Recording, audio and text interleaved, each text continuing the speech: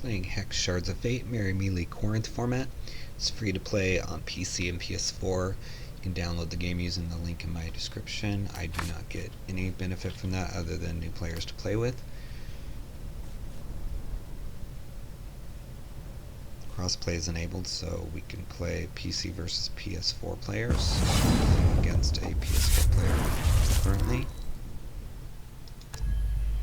Alright, lots of choices here. This one is good, but I think I have to go with this and hope that I get to play it. Here's the sleeve we're using in this match. Easy to get this one. Just play the PvE content.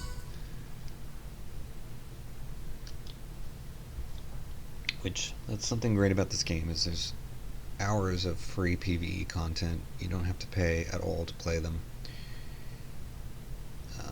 Get lots of cool PvE cards.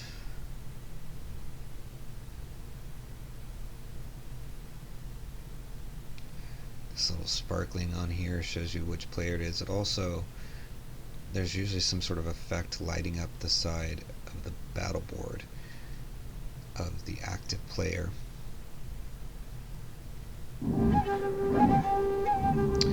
This is phenomenal, especially in this format, because he can just repeatedly give a troop in his deck an awesome ability. That's his first troop, so there's not really a troop in his deck to fire it off for yet, but he could easily get one. So let's just play this and get that out of here. So I can't use it. Unfortunately, it's not permanent, so you can play it later, but at least temporarily permanent.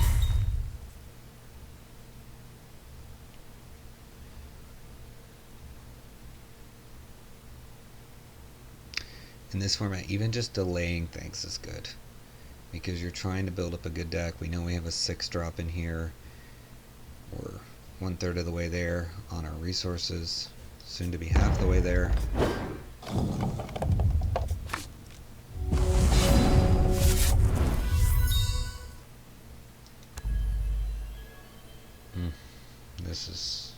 This is good, but it's temporary. You have to sacrifice 2 troops to bring that out. I mean, that's alright. I feel like gotta go with this, because I'm sure later I will be glad I did. Make things invincible quickly, which means they can't be destroyed. And I can increase this to 4 cost to make 2 cards invincible. I'm not going to do that until I have like 10 or more resources, because you want to have, with your quick actions, you want to have leftover resources on their turn. If it's 4, I'm less likely to have 4 left over than I do have 2, and even then I might regret bringing it up to 4, because I could have 3 left or 2 left and then I can't play it. If I leave it at 2, I can play it and at least save a card. Alright, so he's got that guy back. So we only delayed him a little bit, but now he can't use it because he doesn't have the mana yet, or the resources I should say. Alright, that's kind of good. He can get an extra resource at one point when he needs it.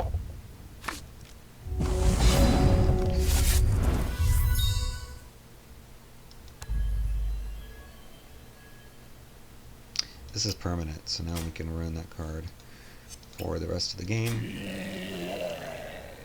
I did like the other options there, but I mean, we're not really staring down a bunch of damage right now. So,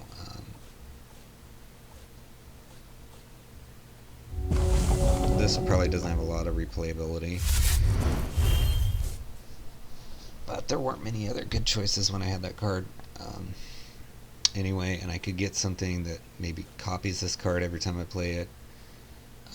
So then it does -2/-2 to everything. It affects my troops as well, so it's limited usefulness. But again, this format sometimes is just about delaying. And see, now this card is useless unless he puts down something that instantly buffs things by 2, because he has to go up at least 2 2 to get to a positive number of 1.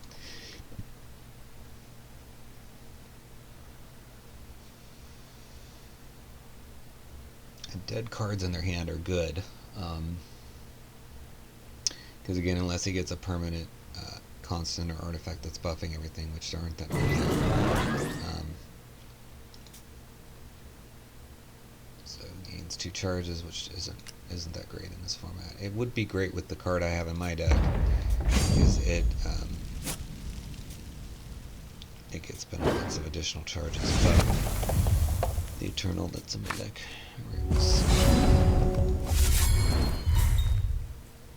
it's not in my deck actually, it's in my hand. I can show you. Okay, that's good. Okay, that's good. I can play that. Wow, this is nice.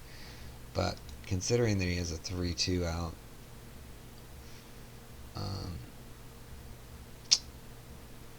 it's a tough choice. I think I'm gonna go with this one just because. Well, no, let's do this. Well, it's gonna, no, this is gonna get flight if it eventually is able to attack. So let's just throw this down. I might even get my invincible card. But this is the card that gets the charges, right? Eternal Drifter. So if I'd played this card, I would have benefited from that for this guy, because we don't know what charge power is going to get. There's like 30 choices, right? Oh, excellent. So now we can do this. We can ruin this card for the rest of the game.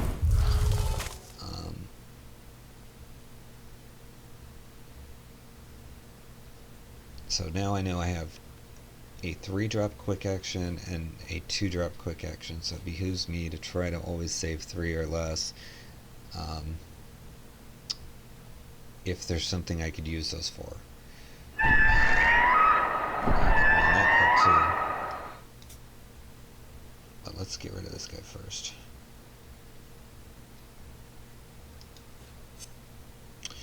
Well, actually no, let's do this guy. Yeah, let's see what he's gonna do. Let's let him attack.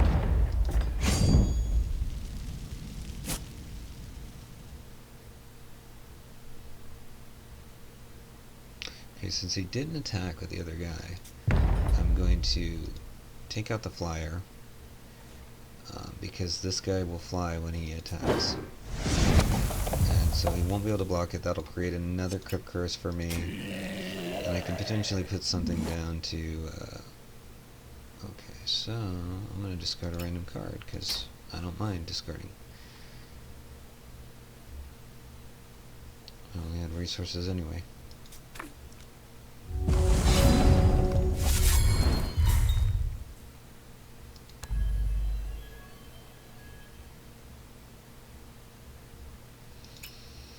This is okay, that's okay.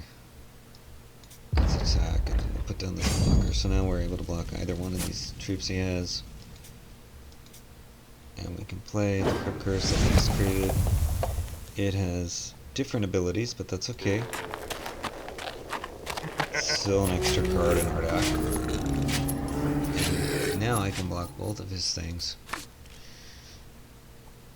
I didn't save resources to ruin anything, as I like to call it, but I still have this option next turn, and I can spend, since I'll have 7 resources unless I lose some on his turn, which can happen, I can cast something 4 or less and still ruin something over there. Yes, it doesn't look like that's probably what I would ruin, because it has Swift Strike. He should take note of the fact that I have this and be trying to cast things that are greater than 2, because it would take 2 instances of this to ruin something else, right? So unless he has some sort of ability, it's not a good idea to attack, because this would block that, this would block that. Nothing would die, but it would be a waste of an attack, and he would have no blockers, because I could get a speed troop that's like huge, attacks in, or I could have a buff, and you would really need the blocker. So he was smart there, didn't attack. Finally get to get my wild shard, which I like wild. Right, so lots of good stuff. I could get this, Could get this. I'm gonna go with this because it's gonna allow me to do both things here. So we'll run this.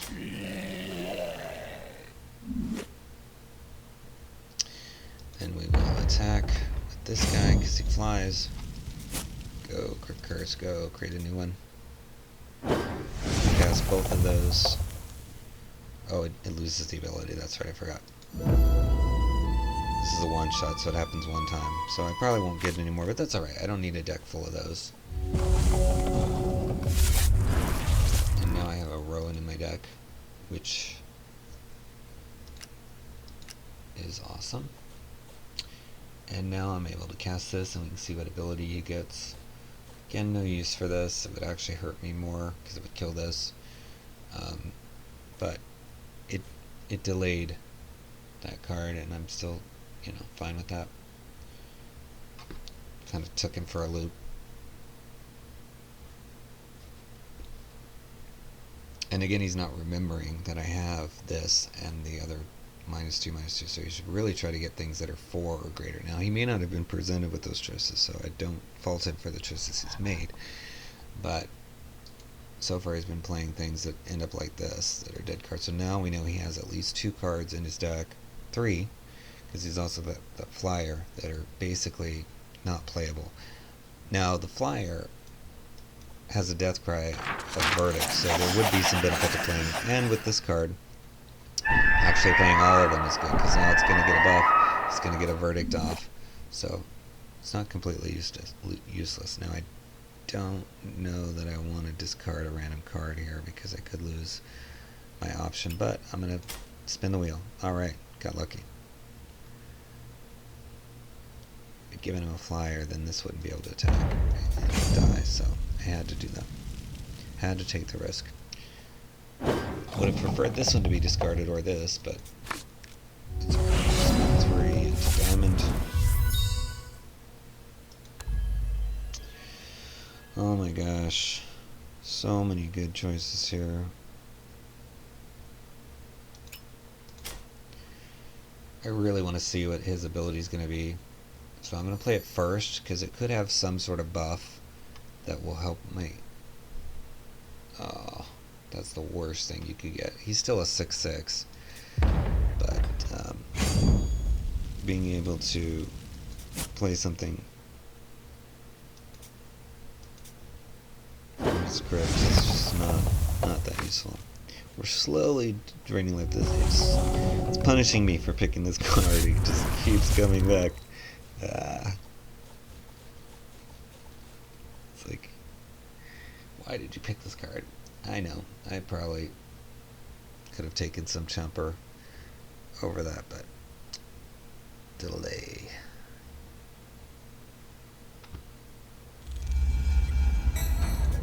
That's a good card. This is not the MVP. I can see it in the comments. You guys are going to say, Zoro is the MVP. He's building this guy up. At least he has a flyer now. It's unfortunate for us. He got the perfect boom. But at least we can attack him with this guy now. Alright, so we got double wild finally.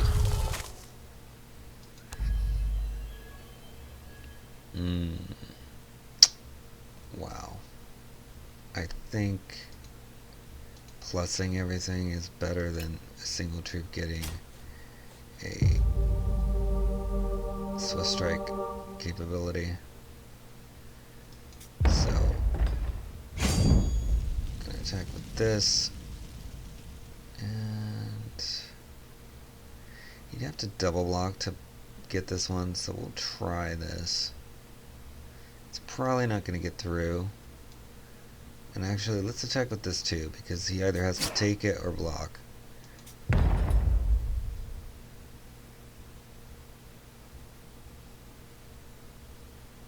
Pretty even on time, so this guy's at least playing quickly enough to preserve his time. I actually take longer when I'm recording this because I'm trying to show you guys cards, zooming in and stuff, but that's alright. See, now he's enabled this to become the Blasphemous Horror, which is 6/6 with Crush, but still, again, it's not the end of the world. still got, can't, it's sick at the moment, so it can't attack. I can play this, take that out, play this down again. And this guy's still bigger because of my +1/+1 cards. Thank goodness, because this is, there's the threat of this creating a 6/6, so having a 7/7 to prevent that is good. And if we remove this first, if I play this first before my attack and remove that, then he's really going to be presented with the choice: do I block with my 6/6 and kill it if he doesn't put out another jumper, or do I take 7 when I'm at 15?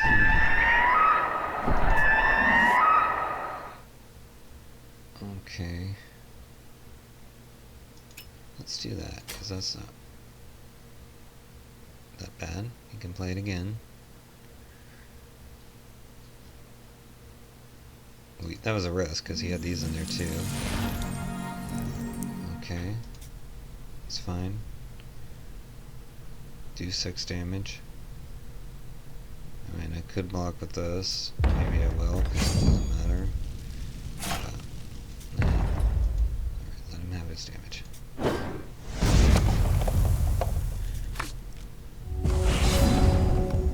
Yeah, he didn't put down another blocker, so he's kind of gonna have to block here. My 7/7. This can be crazy good, but it's also detriment.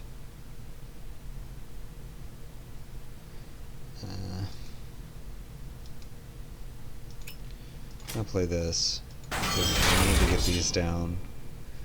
This is going to cause us to get Death Cry, draw a card.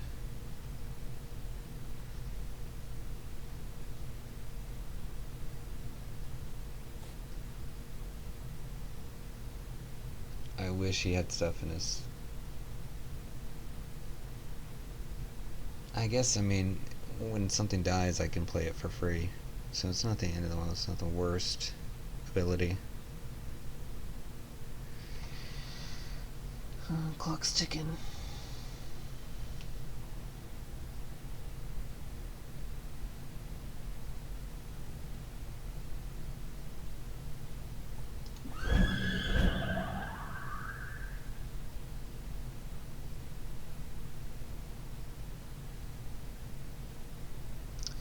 And since he may have a pump ability, we're going to fire this off first. Although, it's risky, because we could get this guy if we wait.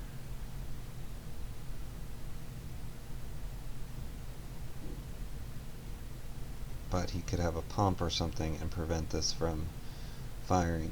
So, but it's a risk I'm willing to take, because we could steal his blasphemous horror that he works so hard to get.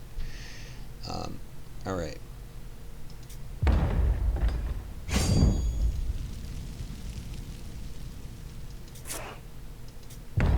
Are you gonna take 7? Or he is, okay.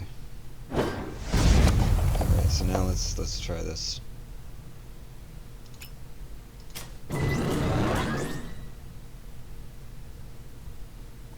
Get this done.